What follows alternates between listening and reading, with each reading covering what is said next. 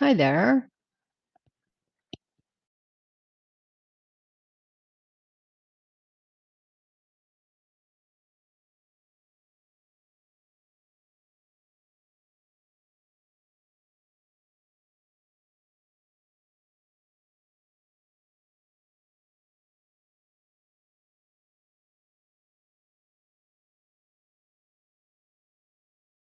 Life has been busy and unpredictable since getting Rhea, who I wanted to introduce you to today. And like a good doggy parent, I'm bribing her to sit on my lap in the moment so that she isn't causing me grief. So we have a little Chewy. This is for Rhea. And I'll just introduce you to her. And because she has a new Chewy, she'll go away and be quiet. So So this is Rhea, and you can see that she's totally enamored with her Chewy. She doesn't care about me, and she doesn't care about you. So on that note, I'd like you to meet her, let you know that she is 11 weeks old, 11 weeks and 2 days. And she is the apple of my eye already, although she causes me lots of grief too. But what the hell, eh? Got a puppy, it's just like having a baby. So my life belongs to her in the short term. And hopefully in the long term, she'll be well behaved, well rounded puppy. So on that note, I'm just going to put her on the ground. There you go. And she has her chewy, so I should be okay. Whew. So today I wanted to talk to you about um, really aligning your inner spirit with your outer expression. So, are you actually um, showing up in your world with your inner um, spirit aligned with your external expression? So often we are not. We are operating from a place of how we think we should show up in life. And I have said for many, many years, my goal is to show up as I am wherever I am.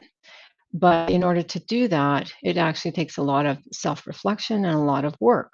And for some people, that may seem odd, but in fact, I've spent most of my adult life figuring out like what makes me tick? What do I want in life? Who am I? And what is my purpose on this planet?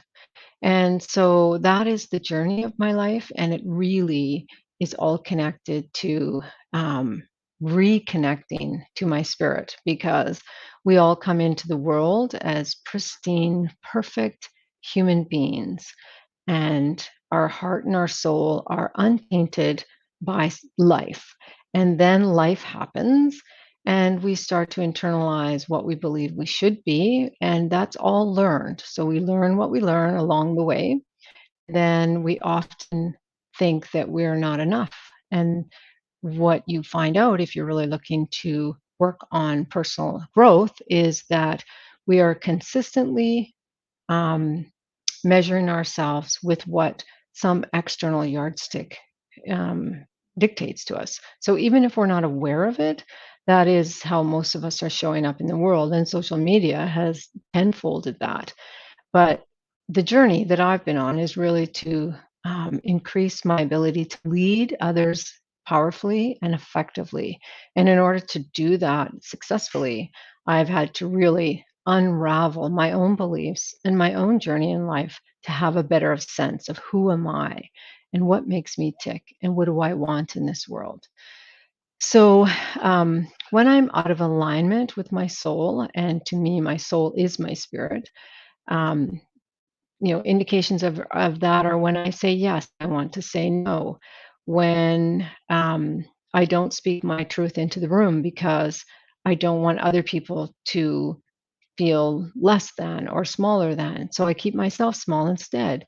When I sit in the boardroom at the corporate table and I know I have good ideas, but I don't put them into the space because maybe my positional authority is less than others in the room. So we defer to them.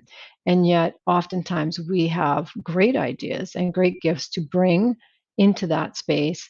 but no one hears them because we restrict ourselves, not because anyone's done that to us, but for whatever our reasons could be, and we can all have many reasons. Some of them will be the same, and some of them won't be. But we can restrict or constrict ourselves so that um, we don't bring our full selves and our authentic self into the world.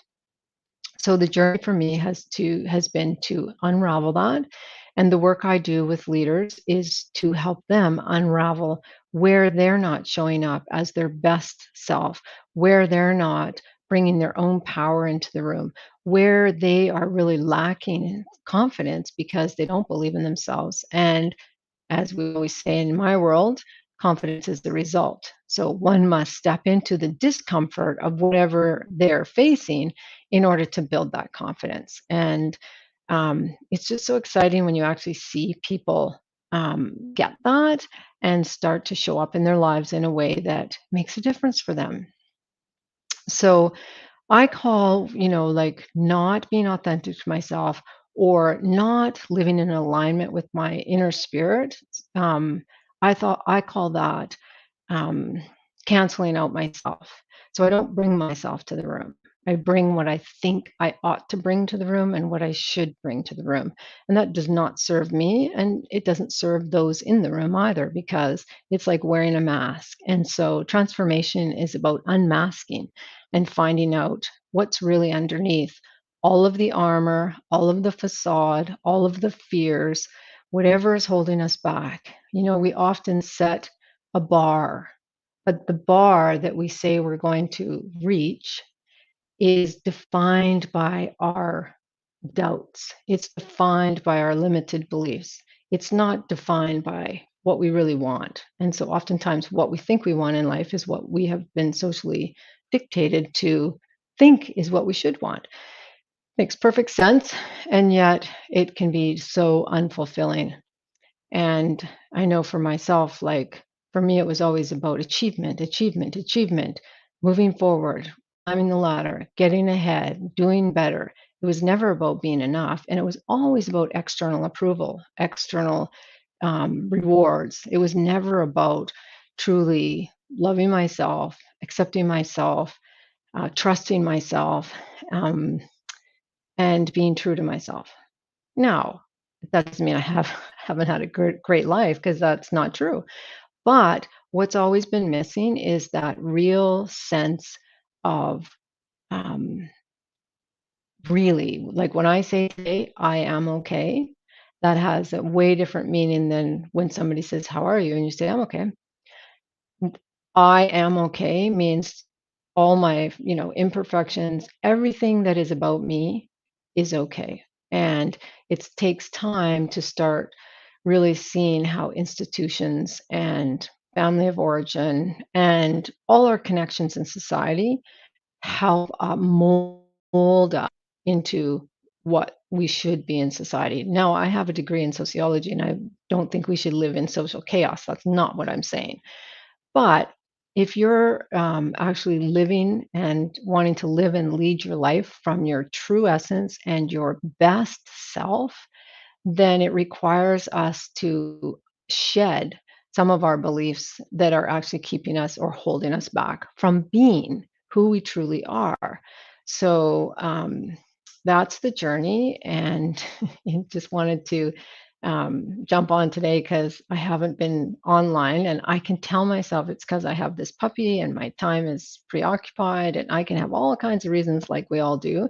The truth is, I've prioritized her and made her my main focus for the last 3 weeks, and consequently haven't been online as much as I would like to have been had I been true to myself in that regard. So it's about owning who we are. It's about owning the choices we make if we actually want to live from our true self and honor who we are and what we want in our lives. And so, coming up to a new enrollment for Illuminate, Unleash Your Inner Leadership Brilliance. And this is the work we do. It's about how are you leading? Who are you being in your leadership?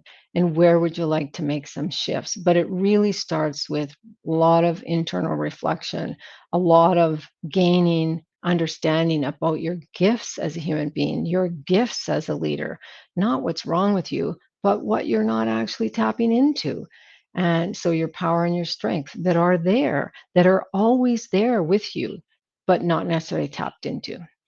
So we have, let's see, it starts on the 15th of September, Illuminate does. And if this is the kind of work that you might be interested in for your own professional development, then reach out. You can find me on LinkedIn, or you can find me on Facebook, or you can find me on YouTube.